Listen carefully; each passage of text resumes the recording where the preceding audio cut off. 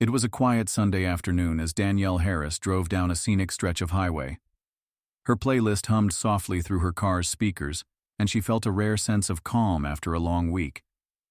Danielle, a confident and accomplished black woman in her early 30s, was on her way to visit her brother, a state trooper she deeply admired.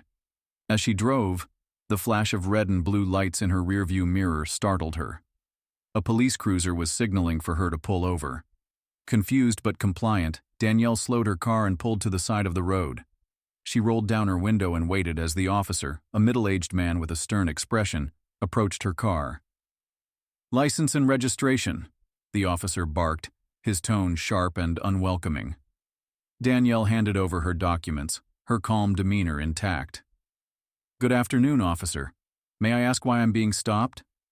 The officer scoffed. "Your taillight's out," he said curtly. Danielle frowned. She had checked her car the previous week and everything was in working order. "I wasn't aware of that," she replied. "Are you sure?" The officer's expression hardened.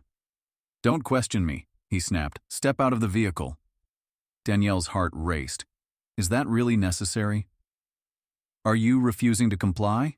the officer said, his hand hovering near his holster. "No, I'm not," Danielle said calmly, opening her door and stepping out with her hands visible. The officer eyed her with suspicion, his posture rigid. "What are you doing out here anyway?" he asked. "This isn't exactly your kind of neighborhood." Danielle's breath caught, but she kept her voice steady. "I'm visiting family," she said, her tone measured. The officer smirked. "Sure you are. Stand right there and don't move."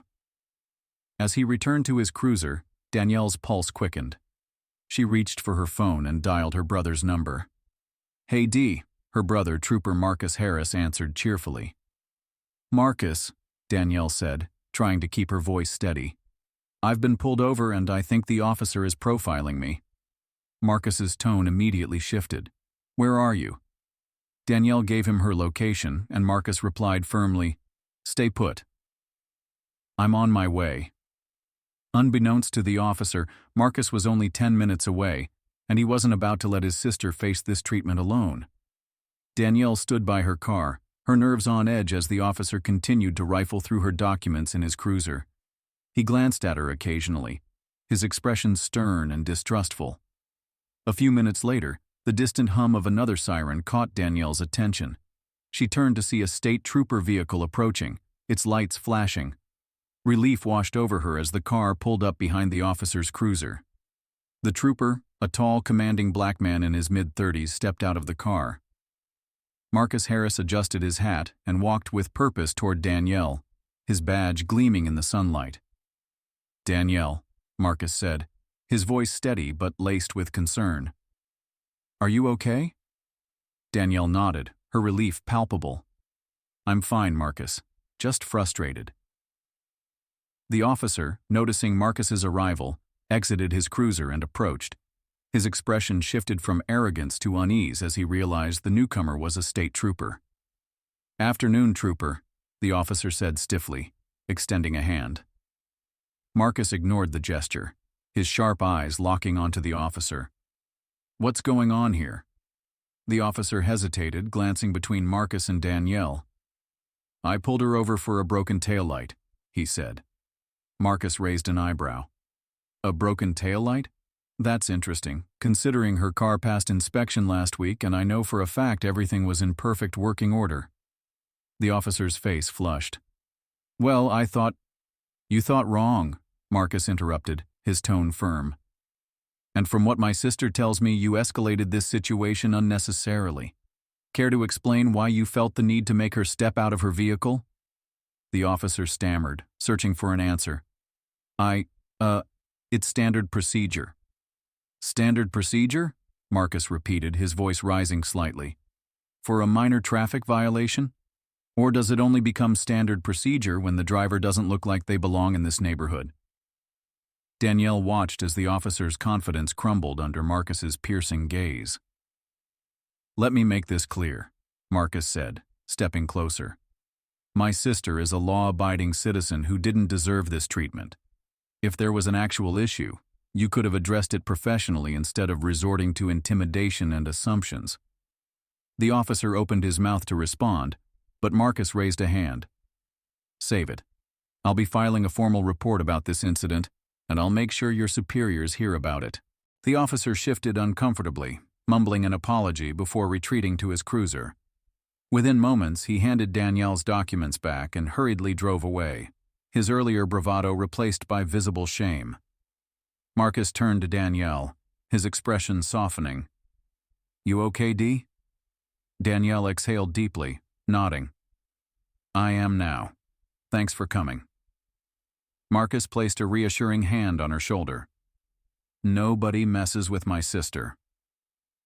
As the officer's cruiser disappeared down the road, the tension that had gripped Danielle finally began to ease. She leaned against her car, letting out a shaky breath. Marcus stood beside her, his presence a calming anchor. You handled that well, Danielle said, her voice still tinged with frustration. Marcus shook his head. I shouldn't have needed to handle it at all. What happened was unacceptable. Danielle nodded. It's not the first time I've dealt with something like this, but it doesn't get easier. Marcus frowned, his jaw tightening. And it shouldn't happen, period. People like that officer give the rest of us a bad name. He walked over to her car and examined the taillights, testing them with a quick flick of the switches. Both lights glowed brightly, just as he had expected. Not a thing wrong with these, Marcus said, turning back to her. Danielle sighed. I figured as much. He just wanted an excuse. Marcus crossed his arms, his expression serious. I'll be filing a formal complaint about this. That officer needs to be held accountable. As they spoke, a passing car slowed down, and the driver, a young woman, rolled down her window. Excuse me, she said hesitantly. I saw what happened earlier. Are you okay? Danielle smiled faintly. I'm fine, thanks to him. She nodded toward Marcus. The woman offered a sympathetic look. I'm sorry you had to go through that. If you need a witness, I saw the whole thing. Marcus exchanged a glance with Danielle before stepping closer to the car. Thank you. Would you be willing to provide a statement if necessary? The woman nodded. Of course. That kind of behavior is unacceptable. Marcus took down her contact information, thanking her for her willingness to help. As the woman drove off, he turned back to Danielle. See, there are still good people out there, Marcus said with a small smile. Danielle chuckled softly. Yeah, but it shouldn't take this kind of situation to bring them out. Before leaving the scene, Marcus insisted on following Danielle to the nearest gas station to ensure she felt safe. As they drove, Danielle couldn't help but reflect on the incident. She was grateful for her brother's swift intervention, but the experience left her feeling both angry and tired. When they reached the gas station, Marcus stepped out of his vehicle and approached her window. Look, he said, his tone gentle but firm. This won't fix everything, but we have to fight back when stuff like this happens.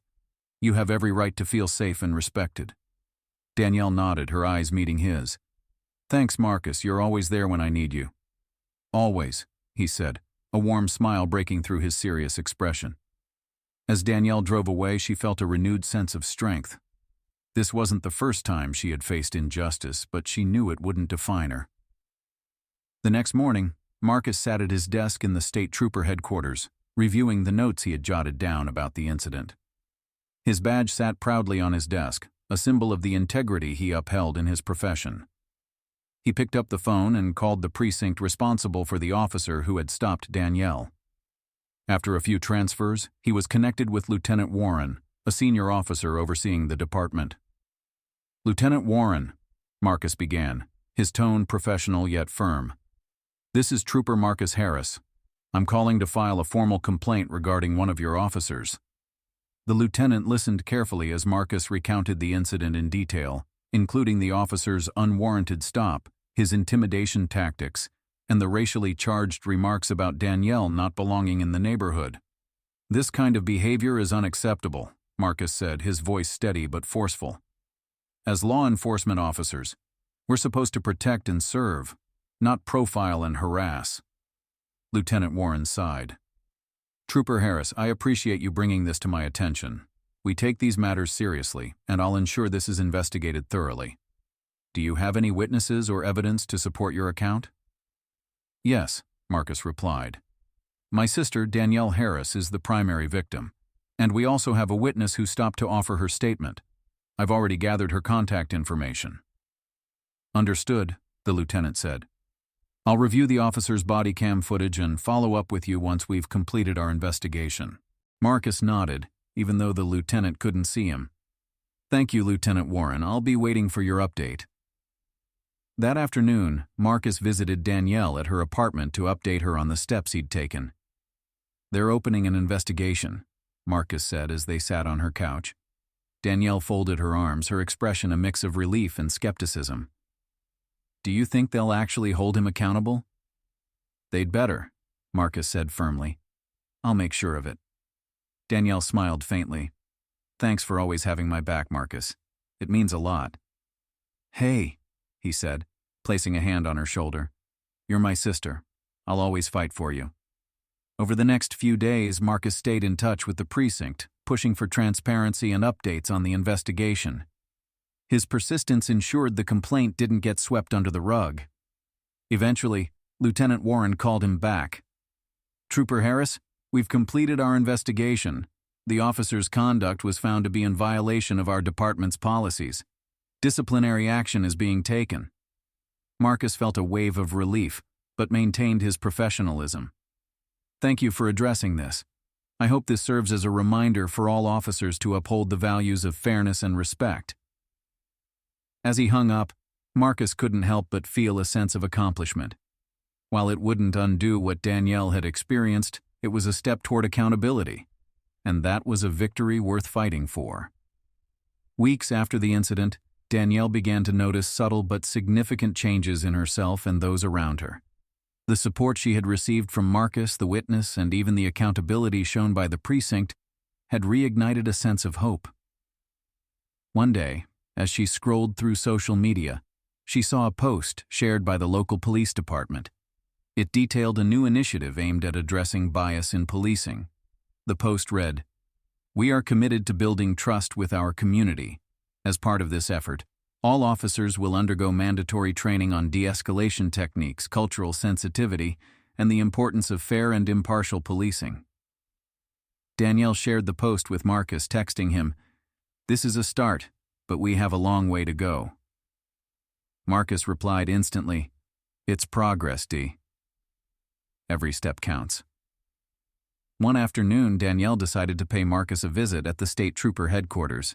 She brought him a homemade lunch as a thank you for his unwavering support. "Hey, hero," she said, setting the food on his desk with a grin. Marcus laughed. "Hero? I'm just doing my job." Danielle shook her head. "It's more than that, Marcus. You didn't just stand up for me. You stood up for what's right. That means everything." As they ate, Marcus shared updates about the precinct's changes and how officers were responding to the new policies. "It's not perfect," Marcus admitted, "but I can see the difference in some of the guys. It's starting to sink in that we're here to serve everyone, not just the people we're comfortable with." Danielle nodded, her expression thoughtful. "Do you ever think about how much change we could make if more people had your mindset?" Marcus leaned back in his chair. "That's the goal, D. Change doesn't happen overnight, but it starts with moments like what we went through. If we keep speaking up and holding people accountable, we'll get there." As Danielle drove home that evening, she reflected on how the experience had empowered her. She felt inspired to use her voice to advocate for others who faced similar injustices. A week later, she attended a local town hall meeting focused on police-community relations. When the floor opened for public comments, Danielle stood up and shared her story. "I'm here today because I experienced profiling firsthand," she began. "But I also saw what accountability and support can look like. I want to thank my brother, Trooper Marcus Harris, for standing up for me and showing me that change is possible. We need more of that in every department." Her words were met with applause, and several attendees approached her afterward to thank her for speaking out. For Danielle and Marcus, the incident became more than just a personal ordeal. It became a catalyst for change. Marcus continued to lead by example within the state troopers, and Danielle became an advocate for fairness and respect in policing. Together, they proved that even in the face of injustice, courage and accountability could pave the way for progress.